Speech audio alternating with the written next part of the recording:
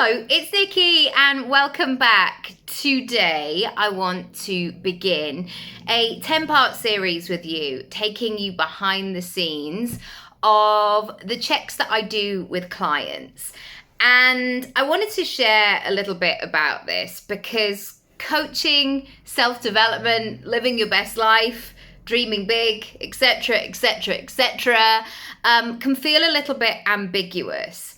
And I know, especially at this time, lots of people are talking about that return on investment. Like, but what am I going to get in return for my money?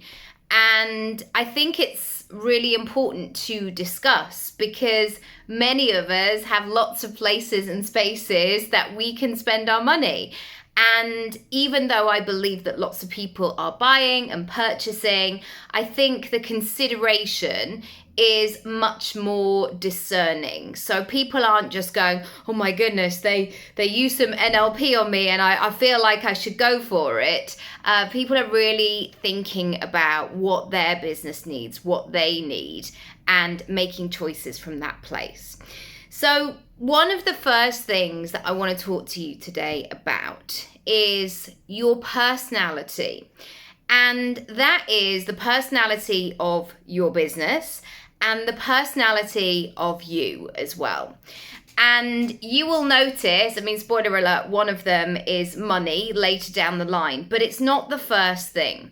Because I really believe that if you are running your own gig, or if you're a personal brand, if you have a portfolio career, even if you have staff, if you are the person who is running it, who is the face of, who is the person with the final say so, etc., you really need to pay attention to your personality and how you feel good.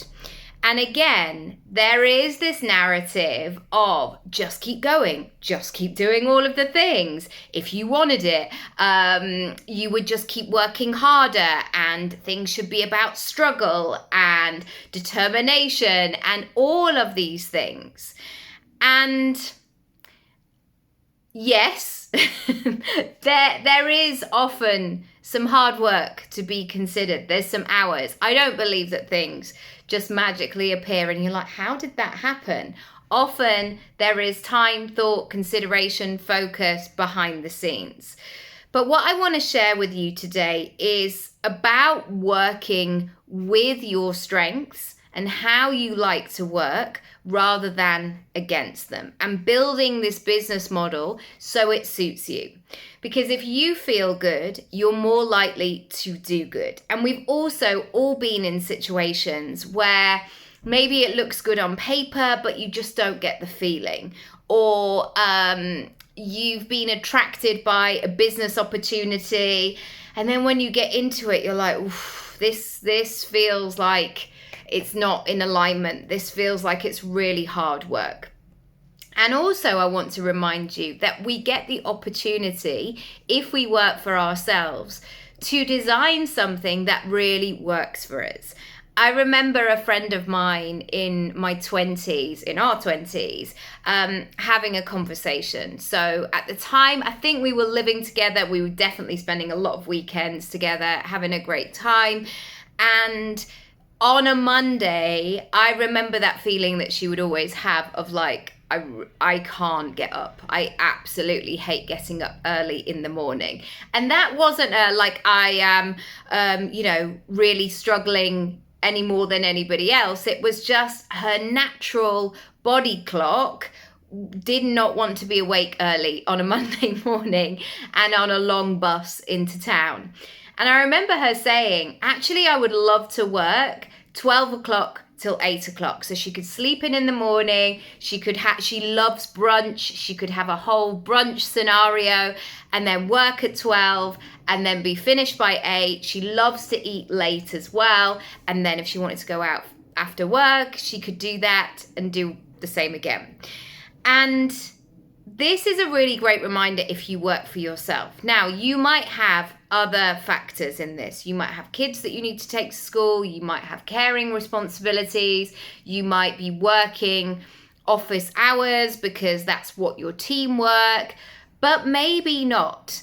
And so I want to invite you to consider, how can you really work more with your personality? And that might mean batching the way that you run your week. So I really don't like putting things in the evening.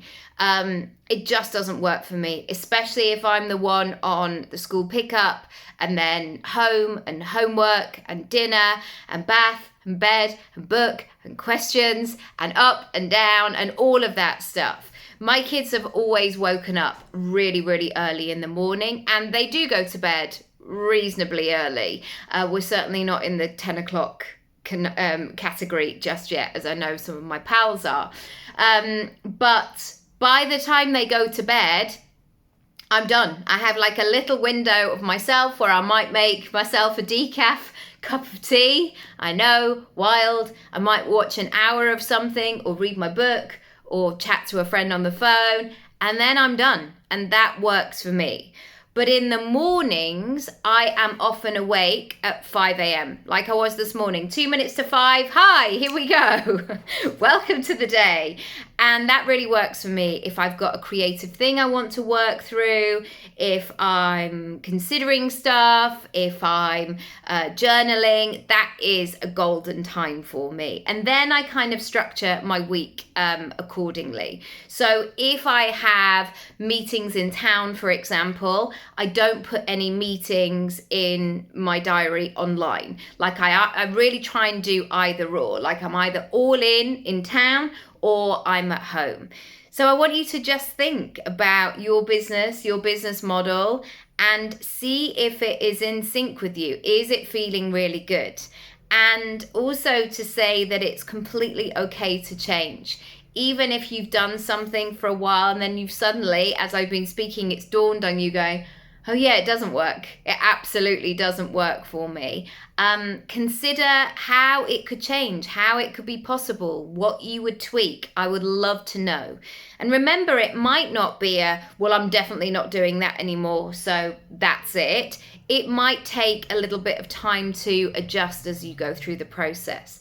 Equally, it may not. You may be able to send an email today of changing the way that you do things. You might be able to say a yes or a no, or can we press pause on this because I need to experiment with something else? There are so many opportunities available for you. I would love to know, as always, what works for you, what you're thinking about, what you're plotting. And as I say, if I can help you one-on-one, do go to my Work With Me page. I would love to find out more about you and your business and how I can help, and we can go from there. Lots of love. Bye.